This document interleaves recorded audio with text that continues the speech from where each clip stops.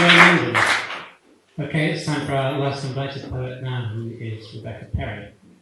Rebecca Perry's daily collection, Beauty, Beauty, published by Blood Axe in 2015 as a Poetry Book Society recommendation, and was shortlisted for the Fenton Aldeburgh Prize for Best First Collection and the T.S. Eliot Prize.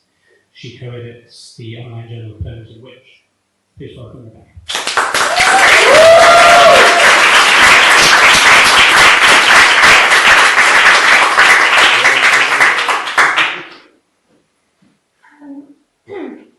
This night is so great. We came to the one that Amy Key and everyone did, and it was like awesome. And the open mics are so great, and it's the same again tonight. And I was like, maybe it was a fluke last time, but it really isn't. And it's genuinely awesome. So I'm not enthusiastic normally as a person, so so really thank you. It's really great. We should have having us and putting it all on, and it's so nice to listen to everyone. I'll read from my phone first because it is kind of it's embarrassing and risky. Because other things can pop up on your screen. I feel nervous about it. The worst thing happened to me this morning. I won't do an anecdotal thing generally, but I'd got the train in this morning and I was getting off at Moorgate in rush hour, and a guy in front of me dropped an entire pocket full of condoms into the carriage, and everyone was trying to get off, and he got on his knees and was like grabbing them all off of the floor. It was like the worst thing I'd ever seen. And he was like strange noise as well as he did it. Like, he was so embarrassed. And on the way out, I messaged my friends because it was so funny. And I googled bright yellow condoms. So I was like, what were they? And they were lemon flavoured condoms. And then I was in a meeting and I had to Google something. Someone said, Rebecca, if you Google Bath College, prospectus, and everyone's looking at it, and I pulled it up, and it had this massive Google image section of yellow condoms, which is why you should never read it on your phone. So I'll do one, and then everything will be fine. So I'm kind of vaguely writing a sequence, all called Beaches at the moment, which I might do something with. I'm not sure, but I'm going to read the 6th Beaches poem first. So Beaches 6. The sea is too cold for girl 1. Girl 1 prefers pools. Girl 2 swims in the sea. She doesn't want to share her name. Would rather we didn't look. Now she thinks about it. Anonymity appeals to girl 1. She would like her name to be removed also. The document has been amended. Girl 2 is a leader. Girl 1 would like you to listen and not speak. Both have voices that stand out. Girl 1 is relatively tall. Girl 2 would like all references to her physical appearance removed. The document has been amended. Girl 1 has set a detailed path for herself. Girl 2 has no idea at all. She has a hunch she will die young, having been happy but not true to herself. Girl 1 has asked for private thoughts about her future path to be deleted. The document has been amended.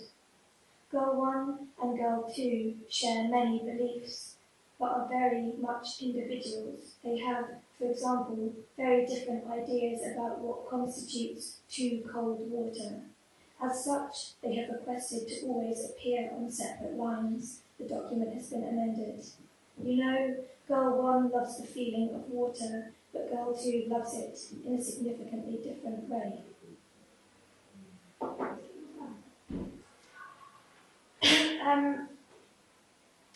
The next poem is from this anthology that Clinic put together called Can I Borrow a Feeling, which is about, they ask people to respond to Simpsons characters.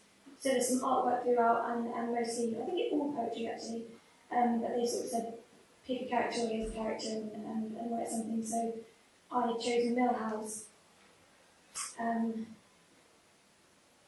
I don't know why I always felt bad for Millhouse. It's called The Lemon of Troy. On our mission to retrieve the stolen lemon tree, I imagined the tree was Lisa. All her wonderful yellow, the slope of her shoulders, the inevitable breasts, her being the reason I ever became more than myself. People had hidden inside wooden horses as I had imagined living inside of her. Years now, and there have been others. They smudge my memory, their flat faces, their alien shapes, the soft and pathetic sex we made. I remember how I would prefer to look at the reflection of the sky in her saxophone than the actual sky. How the dark at the base of its neck was the only kind I wasn't afraid of. This is how I've spent my life, in the mirror image of things. I'm allergic to honey, wheat, dairy, non-dairy, and my own tears. For some people, this is a punchline, the red blisters shining under my eyes. Those people always win. I play second banana. I was born to do it. Evenings are blue and cold. I eat dinner like a Puritan, not gratefully or with an eye to heaven, but meanly denying myself. How else can you learn to live with a want that crouches in your centre? I'm sure there are no more great days, just days. Sometimes it's hard to breathe through the hours of cruel offerings. How egg yolks split, how clouds ruin the sky, how life gave me lemons and no Lisa, how clips go inside things, making them not perfect.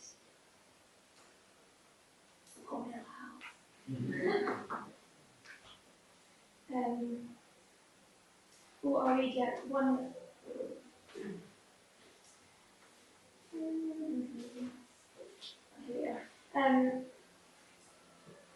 This will at some point come out in a magazine called Gallivant, and they have a theme per issue, and the theme for this issue was daughters. It was a really long time ago I wrote this, I think it was daughters. It was mothers or daughters, maybe. But it was literally months ago, but I've never read this out, and so I thought I would. It's called The Mother Dream, and I just reread The Piano Teacher, so it's not about my mum at all.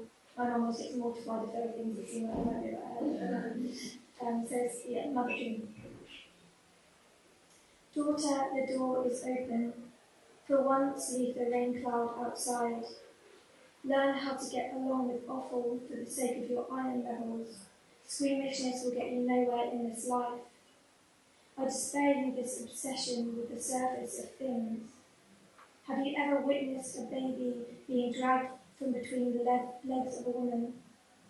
When you came from me, I saw you only as an amphibian out in the air, all wrong. The door to heaven is a foot squared. You are required to enter on your knees.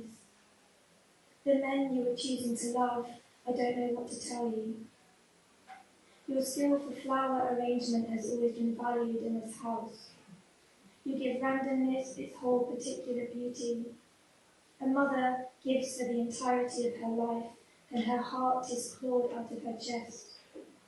One day you will be no one's daughter, and your pathway to death will be ripped wide open. What is this looping feeling? Life is hard and gets further and further away.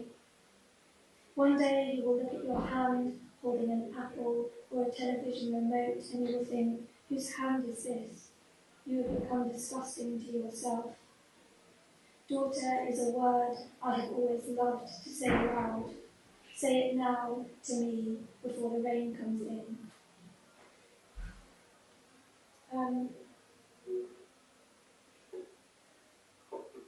I'll read two poems, I think, more. This one I never read because the title, someone told me it sounded rude once, and then I could never read it again. So it's called Sweetheart Come, with a comma between the two, and I felt really self-conscious of it every time, ever since someone said, oh, that's rude, and now, and then I introduce it like this. It makes it really awkward. But I always feel like I need to say it in case everyone's sort of sniggering a bit. But it's based on something really serious, which makes it even worse. It was in one of the earlier letters of note. It was a young woman who'd been institutionalised for years and years and years, and all she wanted was her husband to come back to her, and she just wrote in German, "Sweetheart, come," over and over again on these pieces of paper, and they ended up just looking like sort of swarms. They're really incredible to visually to look at, and so I should have put something else. I've ruined it because I have to do this double intro, this really serious intro, and then this also like, oh, calm is really bad. So just think about that. But I'll read it anyway without saying the title again. All the tea and buttered toast in the world is not enough. All the beaches with their sandy beating hearts and their glittery shores are not enough. Hold up your boots, check for mud, there is no mud. Walk right on through, this is not enough. Not your adorable dog wanting to be my friend, my God, I want that too. Not a sweater the colour of a Christmassy satsuma, which is the most particular orange.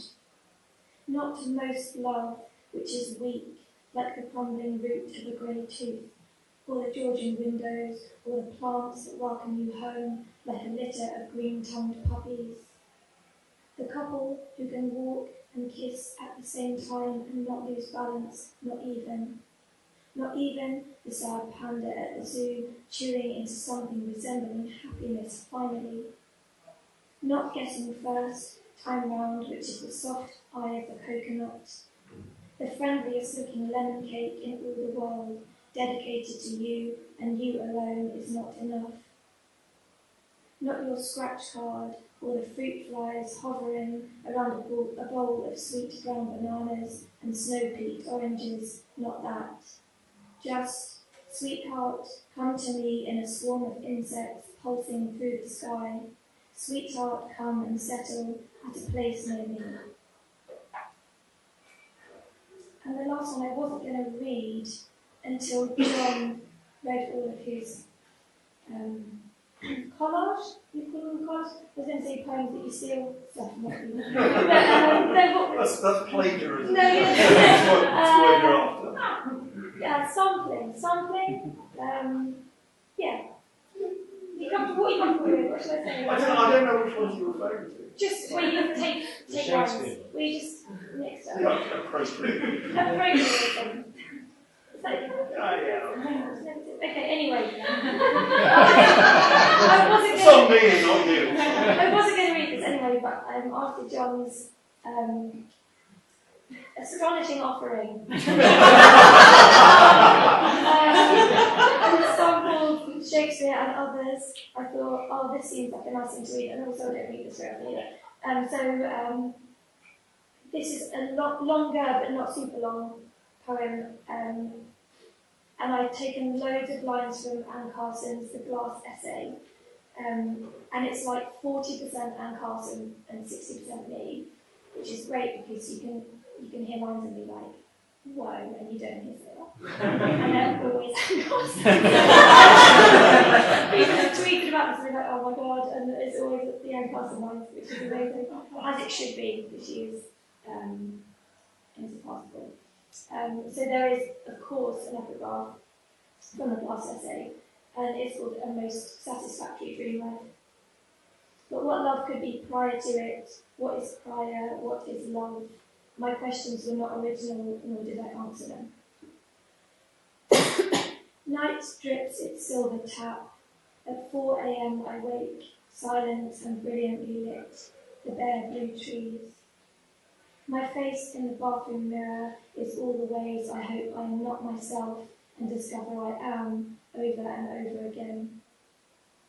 World as a kind of half-finished sentence, world as a black night in January. 1,000 questions hit my eyes from the inside. The man who left first, his name was Adam. I hardly remember myself then, or my body. Our mortal boundaries grew visible around us like lines on a map. Such necessity grinds itself out.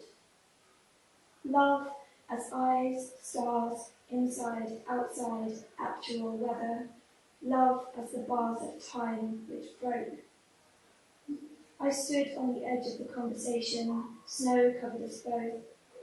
I felt as if the sky was torn off my life. It made me merciless.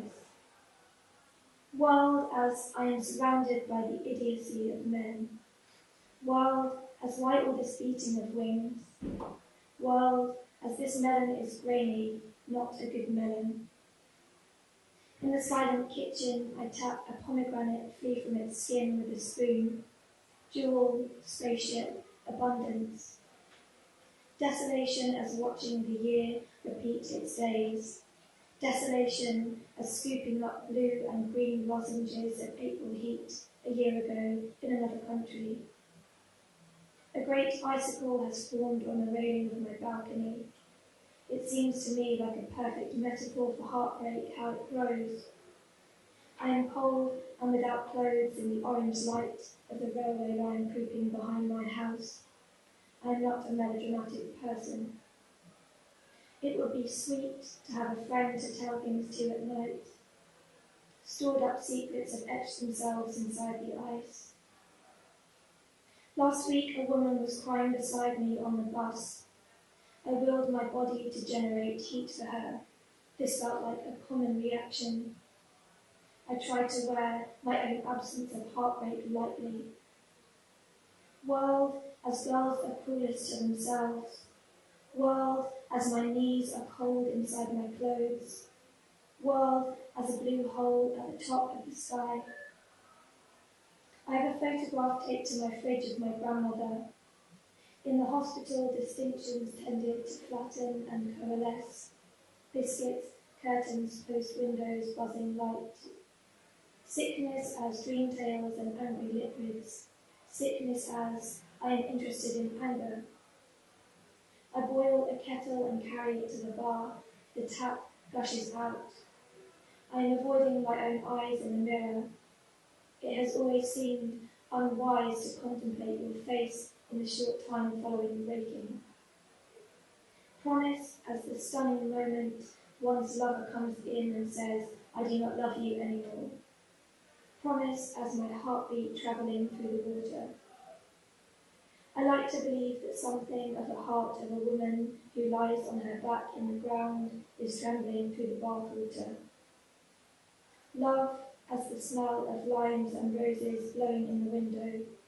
The water escapes into the air, this low, slow collusion. Thank you.